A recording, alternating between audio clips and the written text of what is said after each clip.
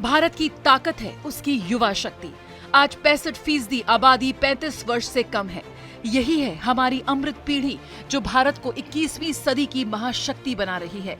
ये है उस परिवर्तन की कहानी जिसने भारत के युवाओं को आत्मनिर्भर, सक्षम और विश्व नेतृत्व के लिए तैयार किया है।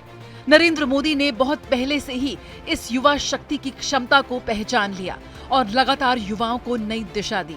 मोदी सरकार की योजनाओं और दृष्टिकोण ने इस अमृत पीढ़ी को सशक्त किया। हर स्तर पर, हर क्षेत्र में स्किल इंडिया ने हुनर दिया, स्टार्टअप इंडिया ने उड़ान, NEP 2020 ने सोच को आजादी दी और डिजिटल इंडिया ने वैश्विक मुकाबले की ताकत। शिक्षा और कौशल के क्षेत्र में क्रांतिकारी बदलाव हुआ।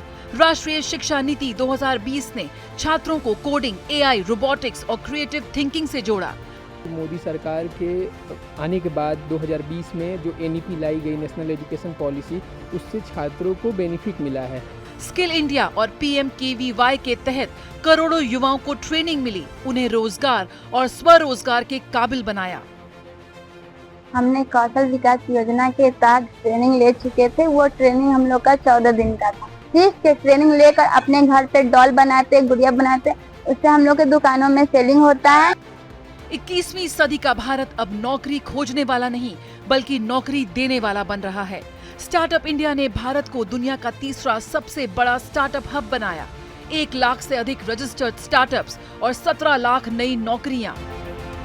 PMKVY के तहत 1 करोड़ 63 लाख युवाओं को विविध कौशल क्षेत्रों में प्रशिक्षित किया गया।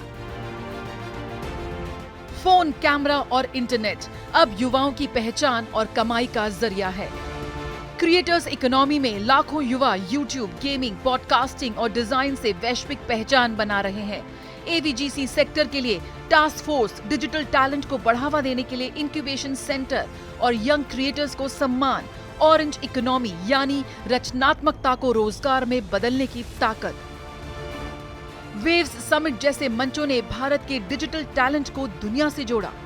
भारत सरकार द्वारा $1 अरब के फंड की घोषणा की, जिसके तहत कंटेंट क्रिएटर्स को सही हार्डवेयर, सही ट्रेनिंग, सही स्किल डेवलपमेंट प्रदान की जाएगी, ताकि आज के कंटेंट क्रिएटर्स और जो आने वाले कंटेंट क्रिएटर्स हैं वे सभी कंटेंट क्रिएशन को एक प्रोफेशन के रूप में देख पाएं। खेल और फिटनेस भी युवा शक्ति की नई परिभाषा बने। टॉप्स योजना, खेलो इंडिया, इससे हजारों खिलाड़ियों को मिला अंतर्राष्ट्रीय मंच। फिट इंडिया ने करोड़ों को स्वस्थ जीवन की प्रेरणा दी। अग्निपथ योजना ने युवाओं को राष्ट्र सेवा का अवसर दिया। करीब 1.5 लाख अग्निवीर अब देश की रक्षा में योगदान दे रहे हैं। आज का युवा सिर्फ कॉलेज छात्र नहीं, वह डिजिटल भारत का निर्माता है। वह सिर्फ नौकरी तलाशने वाला नहीं बल्कि स्टार्टअप से देश बदलने वाला गेम चेंजर है। वह सिर्फ खिलाड़ी नहीं बल्कि राष्ट्र निर्माता है। यही है अमृत पीढ़ी जो सिर्फ सपने नहीं देखती, उन्हें साकार करती है। हम बदल रहे हैं और हमारे साथ बदल रहा है भारत, क्योंकि अब देश कह रहा है युवा शक्ति, राष्ट्र शक्ति।